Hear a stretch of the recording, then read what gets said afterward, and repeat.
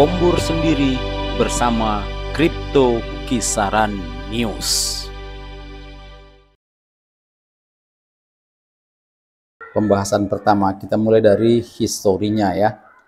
Jadi model belajar atau model lembaga belajar yang ada di Indonesia sebenarnya secara umum mengikuti pola-pola pembelajaran di sekolah yang ada di seluruh dunia.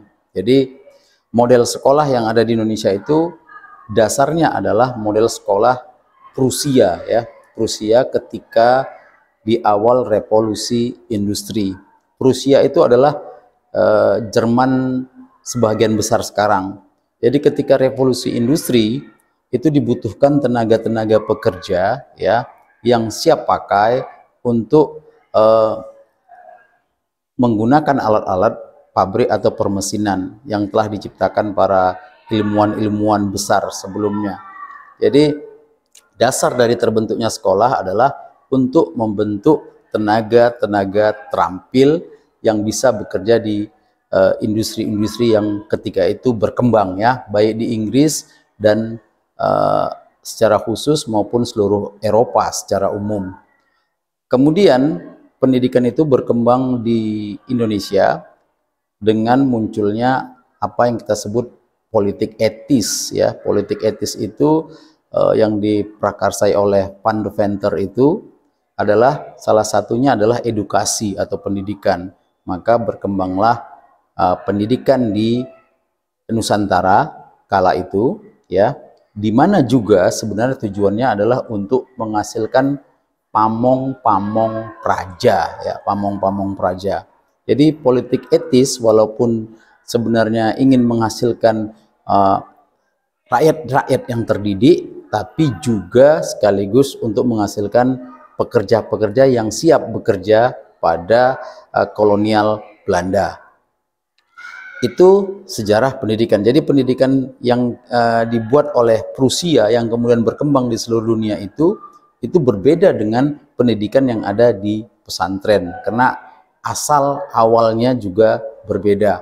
Kalau ada istilah misalnya pesantren modern dan lain sebagainya, itu sebenarnya sama saja ya. Artinya dia menganut model pendidikan Prusia kurikulum ya. Jadi selama saya sendiri ya ikut dalam pembelajaran ketika sekolah itu mengalami banyak kurikulum sampai kuliah ya. Jadi kurikulum yang pertama yang saya alami adalah kurikulum 1975, kemudian yang terakhir ini yang sekarang berkembang adalah kurikulum Merdeka. Jadi ada tahun 84, ada 94, ada 2003 dan lain sebagainya. Kurikulum-kurikulum itu adalah dianggap mengikuti perkembangan zaman. Jadi kurikulum itu diupayakan sesuai dengan perkembangan zaman. Jadi tujuannya sangat-sangat mulia dan bagus. Tapi pada kenyataannya ketika kita lihat fakta di lapangan, apakah sekolah atau apakah para tenaga pendidik itu ketika membelajarkan siswanya juga mengalami perubahan. Ternyata itu sama sekali tidak terjadi ya, tidak terjadi. Kenapa? Banyak faktor yang menyebabkan hal itu. Salah satunya adalah bahwa ketika kurikulum itu berubah misalnya secara revolusioner pun, maka itu tidak diikuti dengan kebijakan-kebijakan yang sesuai dengan atau yang mendukung agar kurikulum itu tercapai. Jadi ketika kurikulum berubah, ternyata kita tetap mengacu kepada angka misalnya. Jadi mutu dan kualitas peserta didik kita itu tetap dituntut angka. Yang paling kentara itu di kompetensi atau KTSP ya. Kurikulum KTSP itu harusnya menuntut bahwa yang dinilai adalah kompetensi lulusan. Dan kompetensi lulusan itu hanya bisa dinilai oleh masyarakat atau klien dari produk pendidikan itu sendiri. Jadi klien atau lembaganya, bukan dinilai dengan angka-angka. Tapi kenyataannya kita memprioritaskan angka-angka di ijazah sehingga kompetensi di lapangan itu kita abaikan. Kemudian faktor yang kedua yang membuat kurikulum berubah tapi stakeholder di bawah atau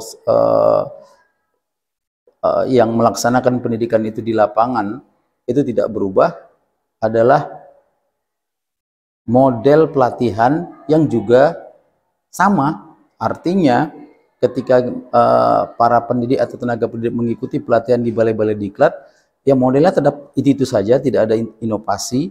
Jadi hanya memperagakan model-model pembelajaran yang sudah ada dari dulu. Mungkin dari zaman pertengahan, zaman Renaissance seperti yang kita bicarakan tadi, di zaman-zaman Prusia dan lain sebagainya. Jadi ketika pendidikan itu berkembang di Prusia, terutama di kota Bavaria, maka model pendidikan itu juga yang masih kita coba kita terapkan di negara ini, walaupun dengan berbagai macam variasi, ya, berbagai macam variasi. Yang paling membuat kita stagnan, ya, atau apatis terhadap perubahan itu, yang paling utama sebenarnya apapun yang dilakukan oleh tenaga pendidik di lapangan di tingkat pelaksanaan itu seringkali tidak dianggap oleh level atau pejabat di atasnya. Ini yang sangat menyedihkan. Makanya lama-kelamaan tenaga pendidik di lapangan itu jadi seperti apatis. Ya udah, laksanakan kerjaan saja, ya, laksanakan kerjaan saja. Yang penting gaji jalan. Kemudian anak-anak kalau bisa luluskan saja, ya, karena lulus 100% itu sebenarnya stigma atau sudah dicontohkan sejak zaman Orde Baru, ya. Ketika Orde Baru tahun 67 itu dimulai apa yang kita kenal sekarang lulus 100%. Jadi semua lulus 100%. Kalaupun ada ya UN pun juga diakali supaya tetap siswanya lulus 100%. Karena kalau tak lulus 100%, kita akan dinilai oleh pejabat di atas kita, ya, itu prestasi kita buruk, sangat buruk.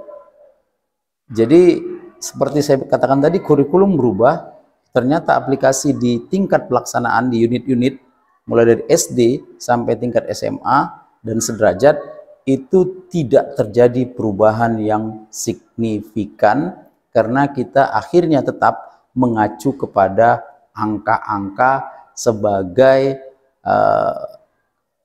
sebagai bentuk dari kualitas atau mutu. Saya kalau menganggap ini, saya berpikir bahwa kita seperti tidak menganggap. Oke, kita lanjutkan lagi pembahasannya terkait tentang pembelajaran, ya, pembelajaran di sekolah. Kali ini kita bahas dari sudut pandang kurikulum merdeka. Jadi kurikulum merdeka itu sebenarnya mengarahkan pendidikan kita, terutama sekolah, untuk meningkatkan kualitas atau mutu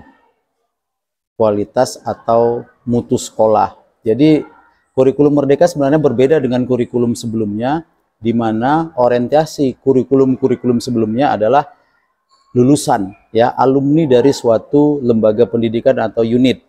Kalau di kurikulum merdeka, yang menjadi pokok perhatian adalah bagaimana meningkatkan kualitas sekolah atau satuan pendidikan. Jadi ini ditandai dengan adanya asesmen yang dilakukan terhadap murid dan guru. Kenapa ini dilakukan? Karena banyak pengalaman ketika ada sekolah-sekolah favorit di masa lalu itu menjadi incaran dari anak-anak pintar dari seluruh daerah. Sehingga konsentrasi anak-anak pintar ini jatuh pada sekolah-sekolah favorit. Ketika di dalam saat pembelajaran, ternyata hal tersebut tidak mencerminkan apa sebenarnya yang diharapkan oleh anak-anak pintar ini. Rata-rata sekolah itu sifatnya tetap stagnan, lembaganya hanya menyediakan bangunan, kemudian menyediakan guru. Bukti bahwa sekolah favorit itu sebenarnya tidak memiliki kontribusi 100% terhadap mutu lulusannya adalah adanya bimbingan tes di luar sekolah. Jadi menjamurnya bimbingan tes itu sebenarnya bukti bahwa sekolah itu tidak berkualitas. yang berkualitas adalah muridnya yang mau belajar, mereka yang saling berkompetensi atau berkompetisi. Hal inilah yang membuat Kurmer itu diarahkan pada mutu sekolah. Jadi kalau mutu sekolahnya meningkat, siapapun siswa yang masuk ke dalam sekolah tersebut, apakah dia pintar atau tidak, diharapkan kalau sekolahnya bagus, nanti hasilnya ketika lulus kualitasnya meningkat. Artinya mutu sekolah itu linier dengan lulusan sekolah.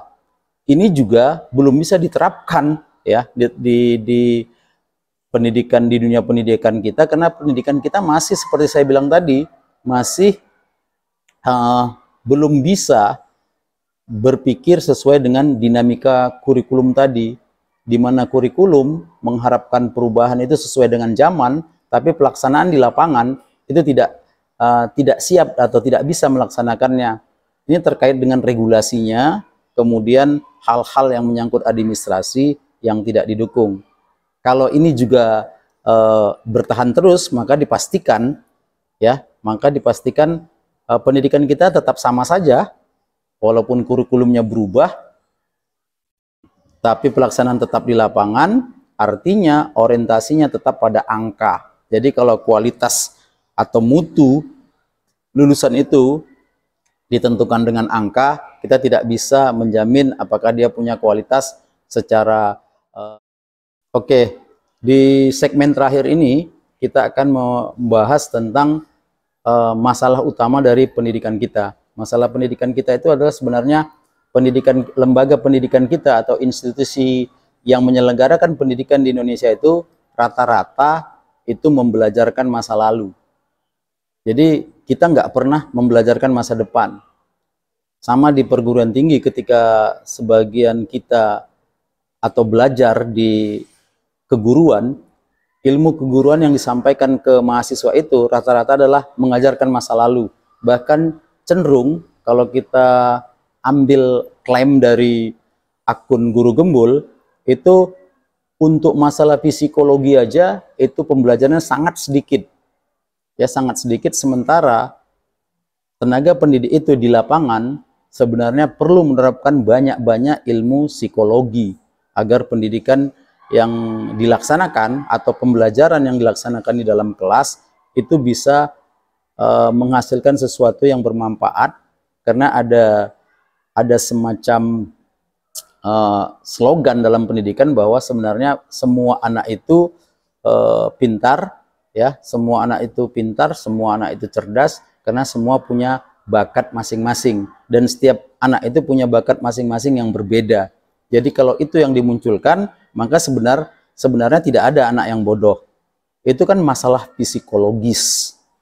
Ternyata perkuliahan yang terkait dengan psikologi ini aja di perguruan tinggi, khususnya ilmu keguruan, itu sangat-sangat sedikit. Artinya seperti tadi, bahwa guru yang dihasilkan juga untuk masa lalu. Yang paling kontroversial mungkin kita bisa dengarkan pendapat dari akun Akela Trading. Ini masalah ekonomi. Jadi hampir semua pembelajaran ekonomi di pendidikan kita itu adalah membelajarkan hal-hal yang sifatnya sejarah. Alangkah anehnya lah ketika ekonomi yang berasal dari ekos dan nomos, artinya keluar masuk rumah tangga, apa yang keluar masuk rumah tangga itu pasti kita tahu itu adalah uang, itu tidak dibicarakan dalam ekonomi. Jadi ilmu ekonomi kita juga mempelajari masa lalu. Mereka tidak pernah mengajarkan tentang bagaimana uang itu bekerja, bagaimana uang itu bisa membentuk ekonomi mikro atau ekonomi makro.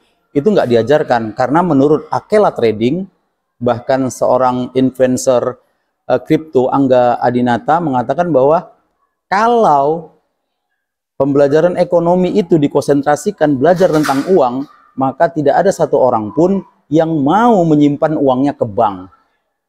Artinya ekonomi akan terhambat kalau uang tidak ada di bank. Ini menunjukkan seperti yang diklaim oleh Guru Gembul di awal tadi, yang mengatakan bahwa pendidikan kita dibuat sengaja untuk dibodohkan, atau bahasanya yang agak halus, Pendidikan kita sengaja dituntut untuk menghasilkan pekerja. Yang paling sakit pernah ada seorang pejabat di lingkungan Kementerian Agama mengatakan pendidikan kita menghasilkan tenaga atau pekerja yang punya akhlak mulia. Luar biasa enggak tuh? Jadi pendidikan kita ternyata cuma diarahkan jadi pekerja dan memiliki akhlak mulia. Ya mungkin ada benarnya, kalau orientasinya berpikir seperti itu, maka sudah kita tidak usah lagi membicarakan pendidikan kita. Pendidikan kita untuk masa lalu semua ya sudah, karena kita tidak lagi memikirkan untuk masa depan kita. Oke, mungkin ini bisa jadi pengenalan, jadi informasi untuk sekolah-sekolah kita ke depan. Kita berharap sekolah kita mengajarkan tentang masa depan, bukan mengajarkan tentang masa lalu. Jadi kalau mau semakin detail melihat kita apakah kita belajar masa lalu atau belajar masa depan, coba saja lihat masalah upacara bendera pada hari Senin. Jadi dari tahun 80 sampai hari ini itu tetap terjadi. Seolah-olah ini kita dituntut berpikir seperti itu, padahal zaman sudah maju. Yang satu hal lagi yang paling penting adalah ketika sekarang ini anak-anak kita itu sudah pegang HP dan informasi ada di tangannya, tapi cara membelajarkannya tetap sama, seolah-olah anak itu tidak punya informasi apa-apa, lalu kita kasih pembelajaran seolah-olah guru juga seperti center of knowledge atau center of science. Padahal di tangan mereka tinggal sekali klik mereka mengetahui fakta dan data. Ini konyol juga ya, konyol juga. Artinya seperti saya sampaikan tadi, orientasi satuan pendidikan di negara kita ini masih berfokus pada masa lalu. Jadi kalau kita berfokus masa lalu, sebenarnya klaim Guru Gumbul itu mulai masuk akal, bahwa kita sekolah sengaja untuk dibodohkan atau sengaja untuk dijadikan pekerja, bahkan pekerja yang punya akhlak mulia. Demikian Kombur sendiri dari Kripto Kisaran News. Kalau Anda berbeda pendapat dengan channel ini, silahkan komen di bawah, kemudian kasih argumentasinya supaya kita sama-sama bisa saling memperkaya pemikiran kita tentang pendidikan kita ke depan, khususnya menjelang 100 tahun Indonesia merdeka. Kalau Anda suka dengan channel ini, silakan subscribe, like, and comment. Kita ketemu di Kombur sendiri berikutnya.